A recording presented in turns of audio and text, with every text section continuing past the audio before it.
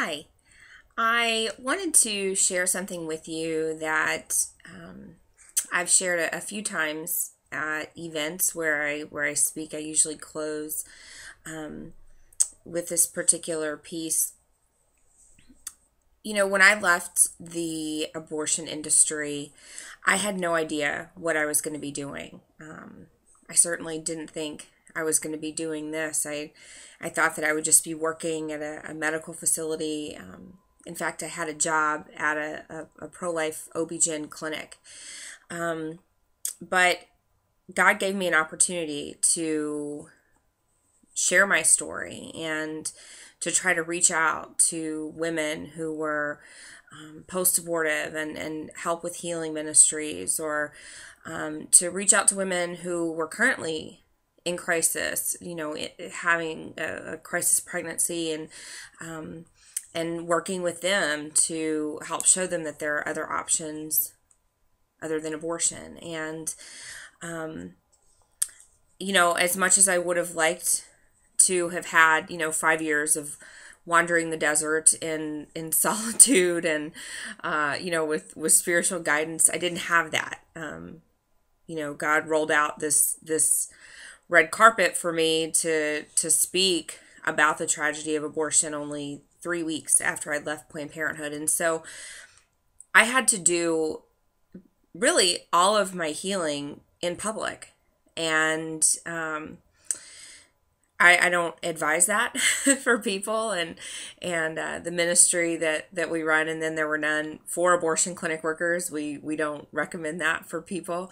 But with God's infinite grace and his wisdom, he has given me the grace to do this publicly, and to make mistakes, and to get up and move forward. And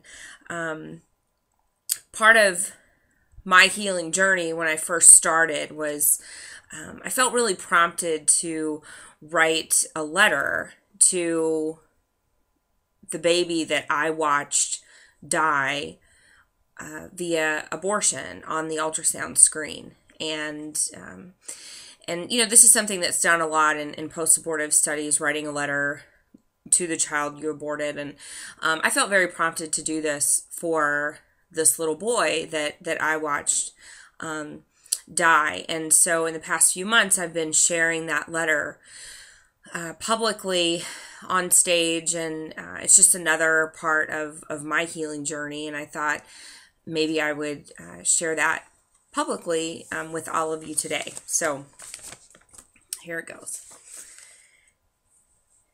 Dearest little one, I can close my eyes and imagine you in the loving arms of Christ. I can see Jesus smiling at you as you touch his face. And as this image warms my heart, I am stricken with sorrow. I am sorry that I did not defend you. I am sorry that instead of protecting you, I stood there and I watched you die. I think about you all the time, and I want you to know that I pray for your mom every day. I also let her down. I failed to show her that you were a gift, not a problem. And I took away the most precious blessing given to a woman, her motherhood. If I could only go back and change the past, I would protect you. I would have told your mom that her due date was April 16th. I would have valued your life. You would now almost be 4. I imagine you with dark skin and curly black hair. Sometimes I try to think about what it would feel like to hold you in my arms, but I know I will have to wait until I'm reunited with you in heaven. I have named you Paul. While I know Christ has forgiven me, I still grieve for you, but I want you to know that you did not die in vain. Your life changed mine. I promise to fight for you every day.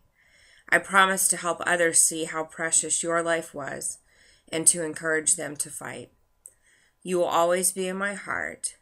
You are a beautiful soul who has touched so many lives. People ask me why I fight so hard to end abortion, and that's it. I don't have any better reason except to say that I had the opportunity to save Paul's life. And I stood there and I watched him die. I had the opportunity to save him and many others. And I let that moment pass me by.